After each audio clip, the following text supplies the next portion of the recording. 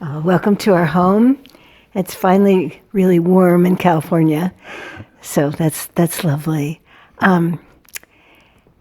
So we recently did a memorial service for a man that died too soon. And it used to be that we were doing weddings, a lot of weddings. We're still doing weddings, but now we're doing more and more memorial services. I guess that's just the way it is as we age. Yeah. And the interesting thing about this one is that the man that passed on was such a fun-loving person, and the people that would speak about him would share that they want to continue that fun-loving spirit that he had within their own lives as a way to keep him alive within them. And I was thinking about that, and so I was thinking of my mother, who passed on quite a few years ago, and what I really want to keep alive within me as a memory to my mother is her friendliness. My mother loved any opportunity to talk with someone, to be engaged, she called it making a friend. I was never like that as a child. I always was pretty quiet, and my mother's always like, "Come on, you gotta be a friend to people. That's the joy. That's the joy in life." And honestly, she never missed an opportunity, never. So a couple weeks ago, I was at our Aptos post office, and it was a book order. And I walked in, and it was a huge line. It isn't usually like that, but this was huge. And I could tell it was going to be 10 to 15 minutes. It was 15 minutes. And I always bring my phone just, for situations like this, that if I have to wait, I can check my messages and do, kind of go into my phone. So I had my phone with me, but I decided not to bring it out. And there was a woman ahead of me, and I just struck up a conversation. And she got telling me that she wanted to go to Italy, that was her dream.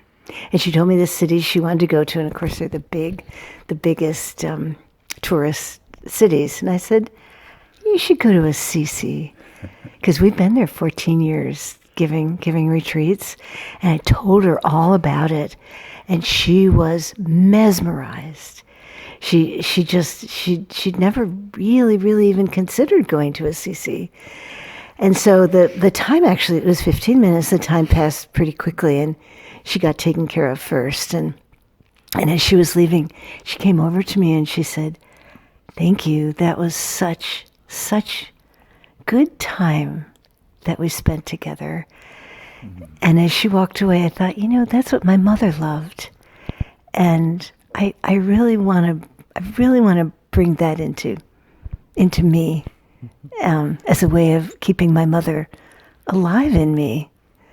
So, how about you, Barry? Oh, I was actually just thinking about, wasn't it like just a few days before your mother passed? Yes. And she said, "I want to make a new friend," or something like that. Yeah. She turned. It was like 3 days before she passed, and she had been like dying, and then she had this surge of energy, and she said, "I want to make a new friend." And what do you do? I mean, how do you grab a new friend like that? And I looked out, and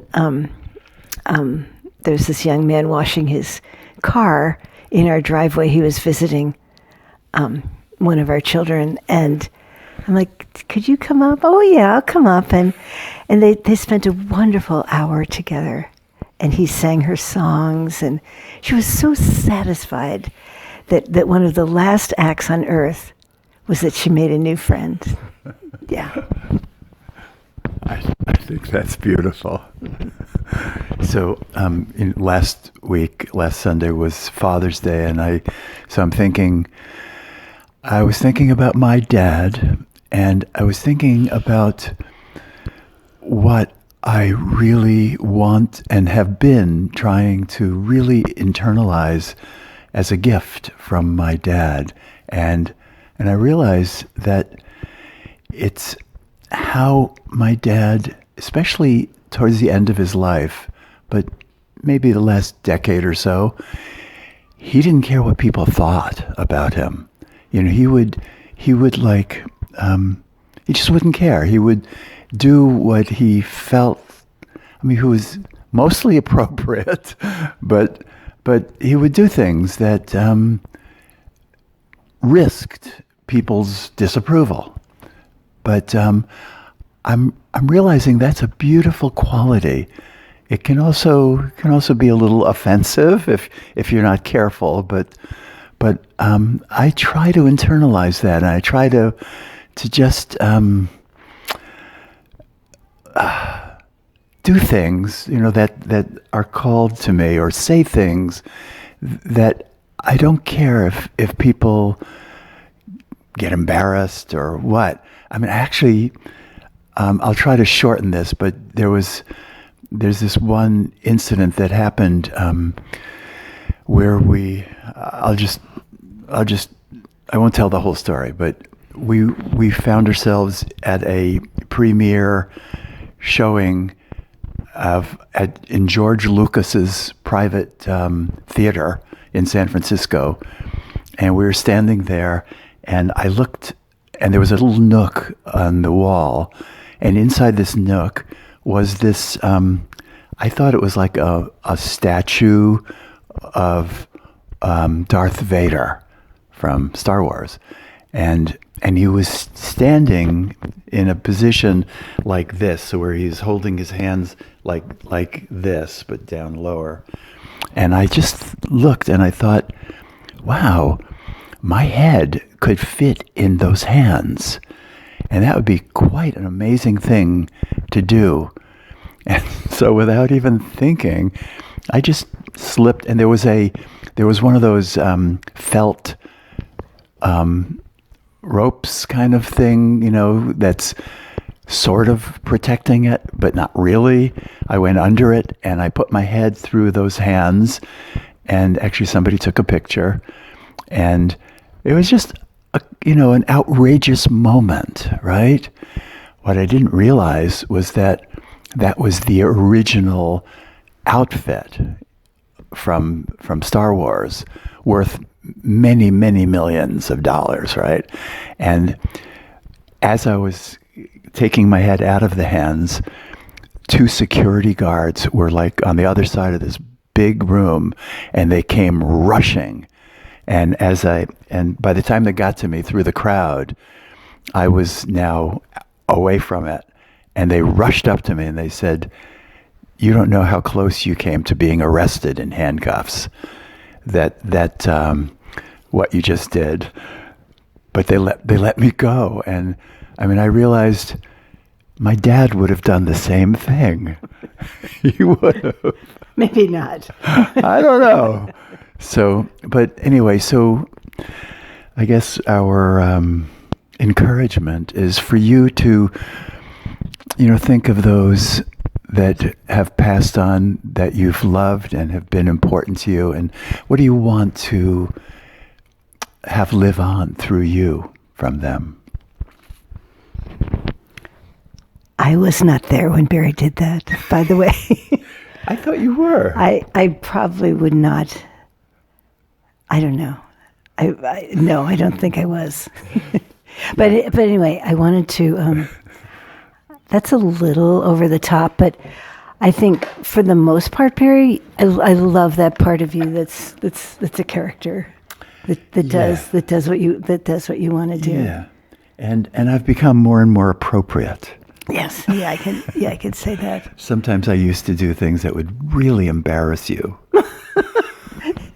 Yes, that's true. All right.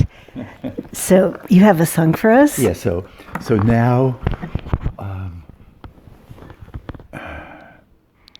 I only want to love and feel my open heart. That's what this song is about.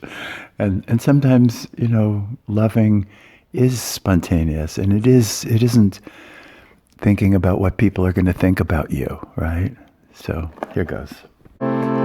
I only want to love feel my open heart of all the things I do. This is the highest art. There's always more to do. The world won't stop for me, but I can stop and feel what I most want. I only want to love and see beauty everywhere. The joy it gives to me is far beyond compare. I want to see the light that dances in your eyes. I want to hear the song of your heart. I only want to love. I only want to love. I only want to love. I only want to love. I only want to love and see beauty everywhere.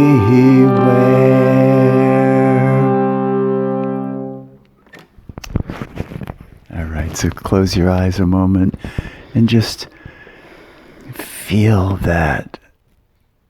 Feel that for yourself. I only want to love, see beauty everywhere.